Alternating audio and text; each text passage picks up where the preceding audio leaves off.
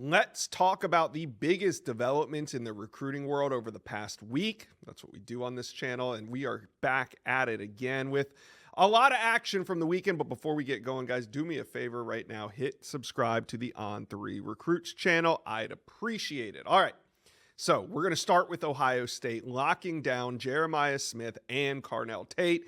You guys know just about a week ago, last Monday, Ohio State hoists the trophy. They win the national championship.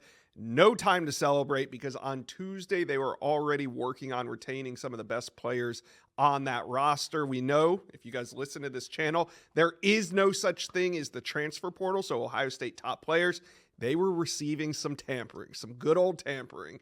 Rumors were swirling because Jeremiah Smith nor Carnell Tate ever put themselves in the transfer portal. They were never expected to go to the transfer portal, but rumors continue to swirl around those two players, sounding like they were being offered a lot of money. From Pete Nako, sources have told On3 that Smith was to make at least $3 million in 2025, and that's just a starting point. So that's with Ohio State. But that did not stop other programs from coming to the table with offers that ranged from 4.5 to $5 million. Now, sources have also said that Tate was commanding over $1 million as well, but Ohio State, they had to. I mean, they did what they had to do to make sure that they hold this roster together. And, hey, the market dictates what players are worth. They go out and they have a great season. They're going to get offered a ton of money, and that's just the reality of what's happening. So that 5-day transfer portal window is set to expire technically on Saturday at midnight. So we haven't seen any top players from Ohio State go in, and it looks like we've made it through.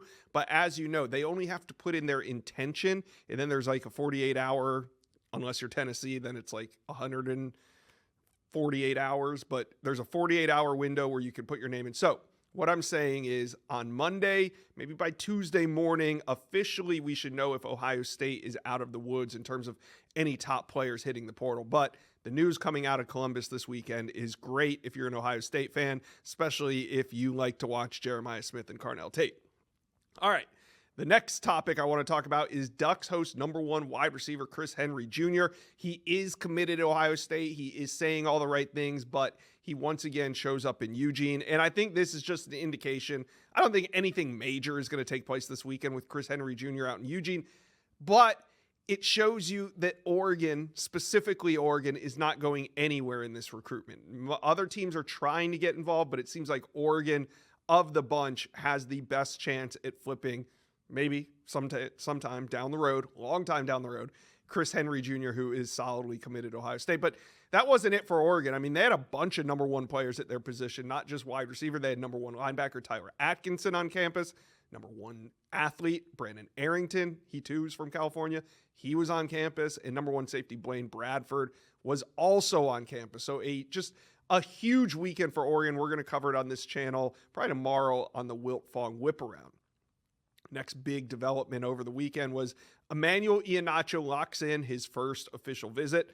It'll be to Georgia on May 30th. 6'6.5", 350 pounds. He's the #2 ranked offensive lineman, the #2 overall prospect in America from Baltimore, Maryland. And this is likely going to be his first official visit.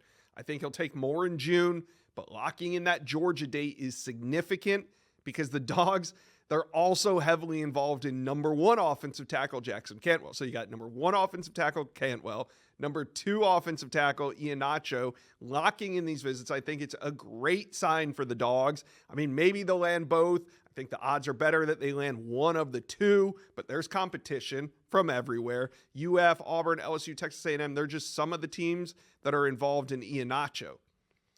All right, the last topic I want to talk about is Tennessee building around Nico Iamaleava.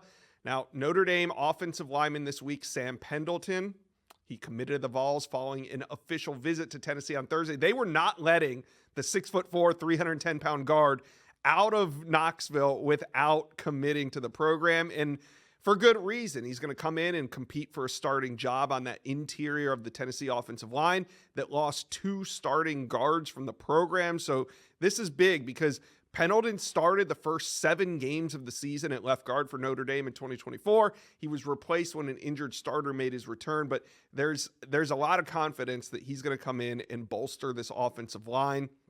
I think we'll see Tennessee continue to utilize the portal after spring practice. I don't think they're done, maybe not even done at offensive line, which is a really good sign for Tennessee fans. And you can tell that this staff is continuing to build around quarterback Nico Iamaleava. This is Tennessee's 4th edition from the transfer portal, but probably not the last. All right, guys, what do you guys think about the biggest developments from the weekend? Maybe I missed one, but I think these are pretty big. How are Ohio State fans feeling right now about the retention of this roster? You guys talk to me. Let me know. Comment section below.